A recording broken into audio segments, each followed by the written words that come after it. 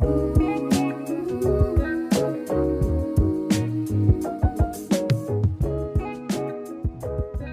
I relate the scoop we had? Or what are you talking about? What are you talking about? Well, ladies and gentlemen, so about a month ago, 6 weeks ago, Dennis came up with the Dickie D bus. The notion that the concept that Democrats were lining up to replace Durbin. But at the time, Durbin had not declared whether he was running again. So Democrats had to make a choice. Were they just going to wait until he made his decision and then react? Or would they try to get ahead of the curve by attacking him at that moment? Sort of like what Meredith Shiner did when she came on the show and wrote for the New Republic. Attack Durbin for being the dinosaur that he was, for being the equivalent of a podcast host who has an AOL email. And but the other Democrats who really wanted to run were afraid that if they attacked him, they would lose mainstream Democratic support and they would look ungrateful and they would get people, older voters, to turn against him who had loyalties to Durbin. So it was, who's going to get in the bus to run over Durbin? It was a great concept. Well, the mainstreams, as always, a little slow. Okay, sorry guys, you waited until he officially declared he wasn't going to run again, and then you struggled to come up with your version of Dennis's Dickie D bus. And Dennis, I've been keeping track of this. Okay, I've been keeping track of their attempts to come up with what you did 2 months ago.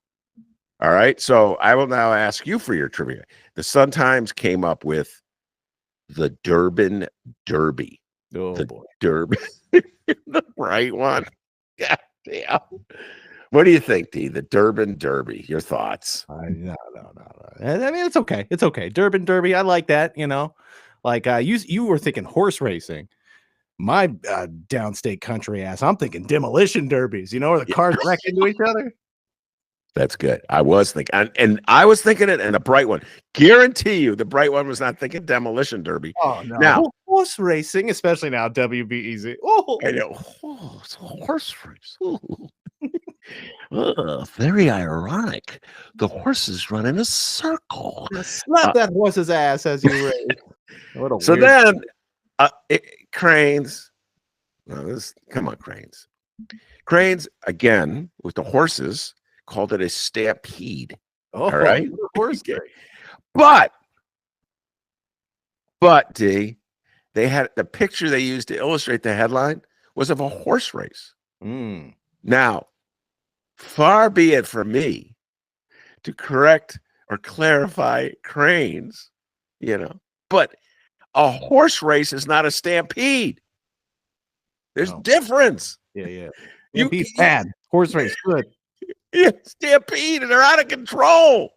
So you don't show a horse race where all the horses are packed together with one goal to pass each other. You know what I mean? They're fixated on winning the race. A stampede is when there is no goal. They're just wild. I don't know, D. I hate to say it. I hate to say it. I think it was probably a millennial who wrote that headline. No, I'm just kidding. I'm just kidding, man. I'm just kidding. Oh, no. I'm going to have to go back to the program tonight. Well, here on the Ben Joravsky Show, to hell with horses. That's right. It is time to find out who is on the Dick Bus. Okay, once you say it, it really doesn't sounds really filthy. So, the Dickie D Bus. I like that better. Dickie D. All right. We're out here, Ben. What do you think of this bus, by the way? It looks good, right? It's a great bus. Right? Yeah, it's way too inside. It's a little it's a little crazy. All right. They got the DVDs playing up, DD. They got the Dave Chappelle shows. Hey, they get the racial draft. We got quite a few Democratic hopefuls here in the bus. Let's open the door and find out who we got here. Let's go. Whoa, hey, hold on. Oh, it's getting crazy in here, Ben. I told you, they're not friends anymore. Let's do a quick roll call here. Let's see. First off, we got Representatives Robyn Kelly and Raja Krishnamurthy. They are in the bus. You guys are still okay. They're still on. Yes. We got Lauren Underwood. She's on the bus. Hey, watch out, Lauren. guys are feisty, all right? Lauren's on the bus and still on the bus. Cool. Glad you're still here. State Senator and friend of the Ben Joravsky Show, Robert Peters. He is still rumored to be running for this spot.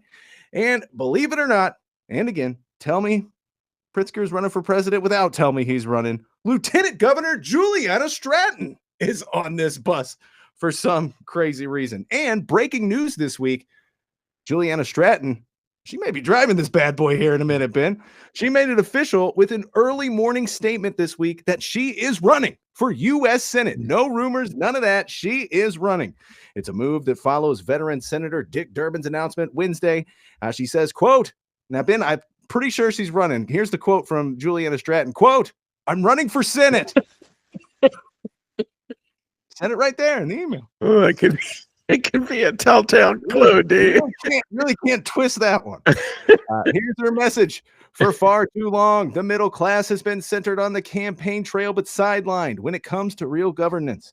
I've spent the last 6 years serving as lieutenant governor of the great state of Illinois, and I've seen firsthand the progress that's possible when we treat the needs of the middle class as a focal point, not just a talking point.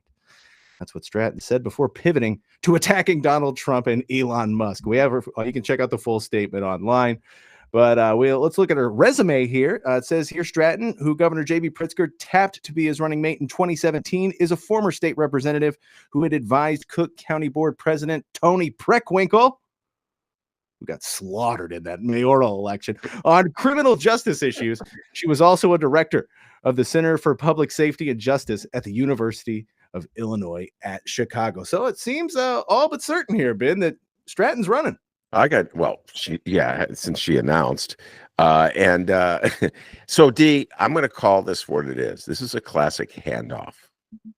All right. And we've seen this in Illinois and Chicago politics. I guess the most prominent one was when Daley pretty much handed things off to Rahm as mayor. Heck of a job, by the way, voters, on that election. Great job as always. Oh my goodness. Remember Luis Gutierrez handing things off to Chewy for Congress? They cut off a whole bunch of people at the knees who wanted to run to replace him. So this is a handoff. It was clear that Juliana Stratton was in on the announcement. She had her announcement ready with the video. And today there was a press conference where J.B. Pritzker formally endorsed her. That's quite a powerful endorsement to have. And my guess is, D, that many of those names that you mentioned, those incumbents like Congressman Raja and Lauren Underwood, Senator Robert Peters, Robyn Kelly, I don't believe they're going to run against Juliana Stratton. If somebody else could easily run, but it'll be a lesser known person, maybe from the far left, maybe from the far right for the Democratic Party. But I can't imagine an incumbent challenging Stratton at this stage with JB's support. And you know what I mean? The fundraising appeal. Our old friend, Terry Cosgrove, right off the bat, sent out a fundraising letter. I got TC. I see you moving, wheeling and dealing. Okay, Cosgrove. TC is moving. What's your big TC? You need to wait. That fundraising letter came. My good friend Juliana Stratton. So this is a handoff, man. This is like Durbin let them know that he was going to step down, and they were ready to go. So my guess is we will not have another. When I say establishment, I mean an incumbent for a fairly significant office. I don't believe any of these people will run. If Juliana Stratton wasn't running, it might be a free for all. Now I thought she was going to hold off and run for Pritzker's seat, be governor. But apparently she said, "Oh man, we're broke. I don't want any of that." So I don't want to make these kind of tough decisions. And so I believe she will be the Democratic nominee. There, I said it, D. I said it. I went on the limb, all right? And so it's a classic Illinois in this Chicago/Illinois handoff. By the way, let's see how good your memory is. When I started doing podcasts with you, we were radio shows with you. We talked about Juliana Stratton. She was in a heated battle, a Democratic primary for state rep. Who for 10 trivia points was she running against? Who was she running against? Who was she running against? Hey, Underwood! Watch it! Feisty on this bus. Running against Kim Fox. I don't know. Wow. You got the right first initial. Ken Duncan, state representative. And he was on our show. You forgot. Kenny D, as I called him. In fact, we had a field day with him. So Kenny D was a Democrat that broke from Madigan and was playing footsie with Rauner. Rauner kicked a lot of money in that race. It was Mad Dog versus Rauner, essentially. And Juliana Stratton defeated Ken Duncan. And then Rauner put Ken Duncan on the Water Reclamation Board. Remember that? And you like water? Yeah, you like he likes to drink it, you know. So I'm like, and the joke we were like, do I know more about water than Ken Duncan? I think we proved that he knew a little bit more about water than I did, but I would have gladly taken that seat anyway. So there you go, D. Juliana Stratton, man, she came out of nowhere to run against Kenny Duncan, and with Madigan's support and Barack Obama's support. A lot of support. She beat Duncan, and then she was chosen by Pritzker to be his lieutenant governor. And now look, she's about to be U.S. Senator, or the nominee for U.S. Senator, I should say. All right, well, we're about to roll out of here on this bus, kick Dick Durbin to the curb, you know what I mean? Gonna do that. But now, do we see anybody else jumping on this bus before we take off? Any other Democratic hopefuls looking to get a shot at this senatorial seat? Like you said, it kind of sealed the deal here when Governor Pritzker put his endorsement with Stratton. But do you see anybody else? Any other hopefuls? In terms of relatively high profile hopefuls, you know what I'm saying? Like Congress people, and that seems to be the natural move. You know, it's like elevated. You go from Congress, House of Representatives, to Senate. Illinois Democrats are a very timid bunch. You know what I'm saying? They don't like to stick their neck out and challenge authority. That's kind of what got Durbin in trouble with the left in the first place. You'll never see, or rarely see, an Illinois congressman defy a powerful mayor like Daley or Rahm. Once out of town, they pretended like Chicago didn't exist, and that the issues that Chicagoans were facing were like might as well be on another planet. And they basically supported whatever the powerful mayor wanted to do. Of course, that's changed since the mayor is so unpopular in terms of Brandon Johnson and to a lesser degree Lori Lightfoot. But that's essentially how marks the political character of Democratic Congresspeople. They don't stick their neck out, Democrats. Well, Republicans too. They don't stick their neck outs. They don't challenge authority. They wait for a vacancy. They make their move. They hope that they get the support of other powerful Democrats. So there is a handoff, and they're ushered in. And that's the complacency, D, that characterizes Chicago and Illinois, and why we put up with some of the stupidity that we put up with down through the years. Just number one, like selling the parking meters. So I don't believe any of the candidates. I don't think any candidate, significant political candidate, who other than the aforementioned Tony Preckwinkle, took a stand against the parking meter sale. You know what I'm saying, D? So look, we get what we elect, and what we elect are very cautious politicians who go along to get along. All right. Well, it's the moment we've all been waiting for. Mr. Durbin, please get under that bus. Would you please? Thank you. Thank you very much. All right, guys. Dick Durbin, you're retiring. So long, my friend. Any last words that you have here? The decision of whether to run for re-election has not been easy. Yeah? I truly love the job of being United States Senator. Right, but in my heart, I know it's time to pass the torch. Said that like 4 times. Okay, so let's go ahead and get the bus fired off. Ben, let's say bye-bye to Dick Durbin. Everybody hang tight. Let's go. Let's go. Come on. Here we go. Here we go, Ben. Oh, yeah. It's not a stampede, Cranes. It's a bus ride, okay? Not a stampede. Metaphorically. And by the way, if you're going to illustrate a stampede, don't show a horse race. Okay? There's a difference. I'll help you out. Call me up. I'm here for you. All right. I've already explained how TIFs work to some of your correspondents. I'll happily explain the difference between a stampede and a horse race. How about that, huh?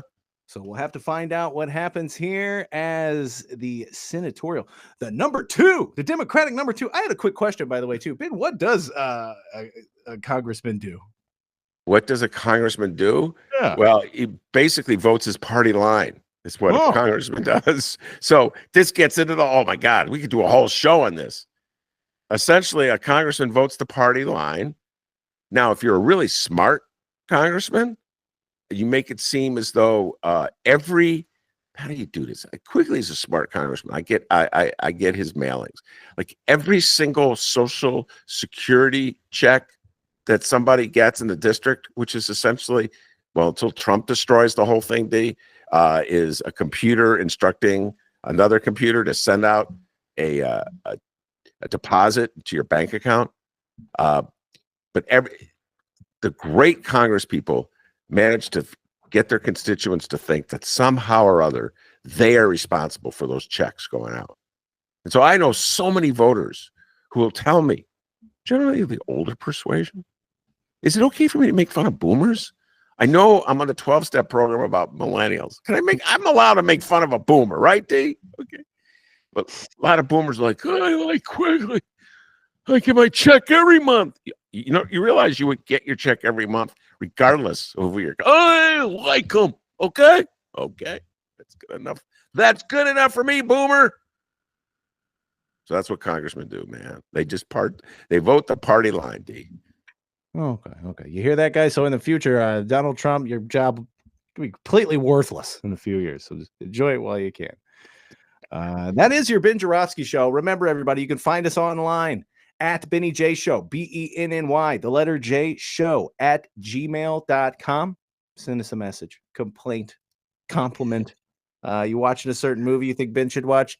Send it. BennyJShow at gmail.com. You can do that on social media as well. BennyJShow, BENNY, the letter J show. Find the website. Go to it right now. The Ben Joravsky Show.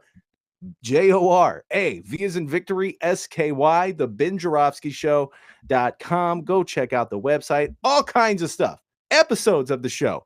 You can join Benny's book club. Ben, what's the latest book in the book club? Oh my God.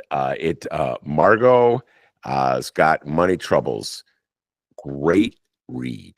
Margot's got money troubles. There you go. Check it out. The Benny's book club columns. So much more. Pictures, D. Pictures. Tons of pictures. Yeah, so you can look at that. There we go. Think of his Instagram. And you can donate.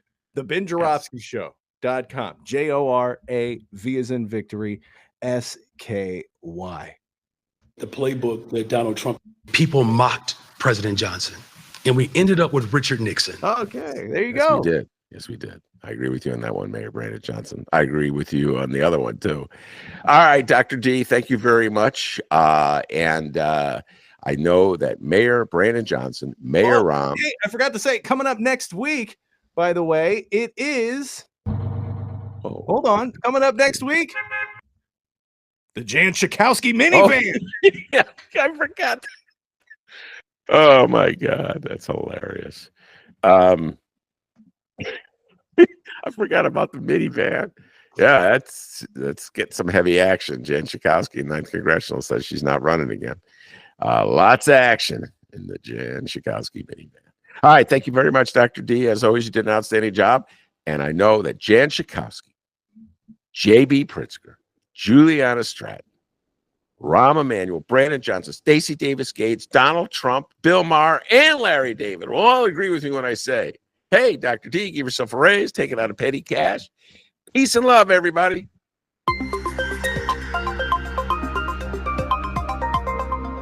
So here's what I think. Democrats love to fall in love. Republicans fall in line.